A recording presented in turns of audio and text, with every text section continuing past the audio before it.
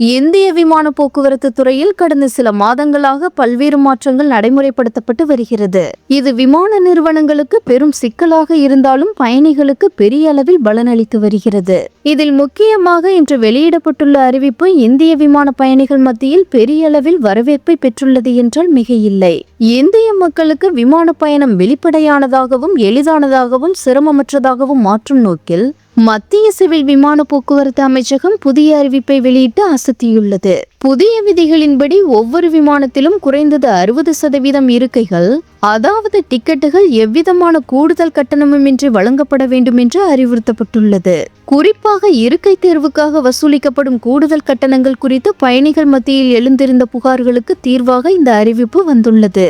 இந்த நடவடிக்கை மூலம் அனைத்து பயணிகளுக்கும் சமமான முன்னுரிமை கிடைக்கும் வகையில் இலவச இருக்கை ஒதுக்கீடு கட்டாயமாக்கப்பட்டுள்ளது. குறிப்பாக குடும்பங்கள் மற்றும் குழுக்கள் அருகருகே அமர்வதை விமான நிறுவனங்கள் உறுதி செய்ய வேண்டும் எனவும் உத்தரவு பிறப்பிக்கப்பட்டுள்ளது. இது நீண்ட நாள் பயணிகளின் முக்கிய கோரிக்கையாக இருந்து வருகிறது என்பது குறிப்பிடத்தக்கது. விதிகளில் வெளிப்படைத்தன்மை, விளையாட்டு உபகரணங்கள், இசைக்கருவிகள் மற்றும் செல்ல பிராணிகளை எடுத்துச் செல்லும் விதிமுறைகளில் ஒரு தெளிவான மற்றும் பயணிகளுக்கு ஏதுவான கொள்கைகளை விமான நிறுவனங்கள் அமல்படுத்த வேண்டும் எனவும் அரசு வலியுறுத்தியுள்ளது.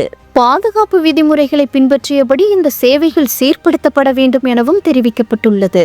தாமதம் மற்றும் ரத்து விமான தாமதம், ரத்து அல்லது பயண அனுமதி மறுப்பு போன்ற சூழ்நிலைகளில் பயணிகள் விதிகளை கடுமையாக நிலைப்பாட்டுடன் பின்பற்ற வேண்டும் என்றும் அரசு தெளிவுபடுத்தியுள்ளது. இது பயணிகளின் நம்பிக்கையை உயர்த்தும் முக்கியமான நடவடிக்கையாக பார்க்கப்படுகிறது.